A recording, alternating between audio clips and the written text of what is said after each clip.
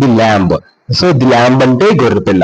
So ఈ poem ఏం చెప్తుంది అంటే, సో ఈ పోయం ఆ సున్నితమైన గొర్రెపిల్ల కోసం చెప్తుంది.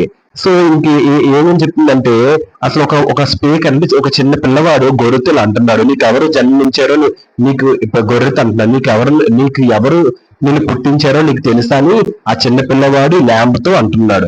నువ్వు ఒక మెత్తగా ఉంటావు, నువ్వు ఒక ఊలి అంటే నువ్వు ఒక ఉనిగల అంటే ఊరితో నిండిన సున్నితమైన ప్రాణిగా నువ్వు ఉంటావని ఆ చిన్న పిల్లవాడు ల్యాంబ్ కి చెప్తున్నాడు.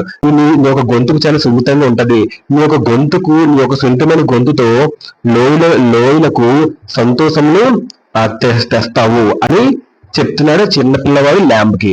ఇంకా రెండవ చరణం సెకండ్ స్టాంజలో ఏం చెప్తున్నారు అంటే, తన ప్రశ్నకి తానే సమాధానం చెప్తున్నాడు.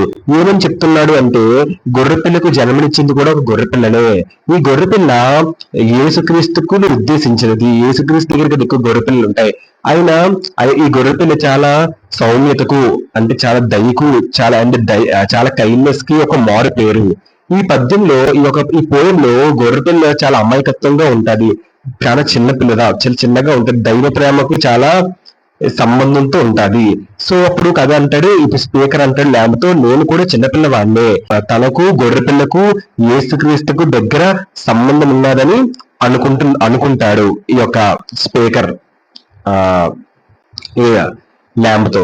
ఈ పద్యం మెయిన్ టోన్ అంటే స్వరం ఏంటంటే ప్రశాంతముగాను ప్రేమపూర్వకంగా ఉంటది ఈ యొక్క పోయం. సో అండ్ దేవుడు చాలా కేర్ గా చాలా మృదువుగా ఈ యొక్క ల్యాంబ్ ని తయారు చేశాడు, అందుకోసమని ఫుల్ ఆఫ్ అడ్మిరేషన్ మెచ్చుకుంటారు అని చెప్తున్నాడు స్పీకర్ ల్యాంబ్ కి.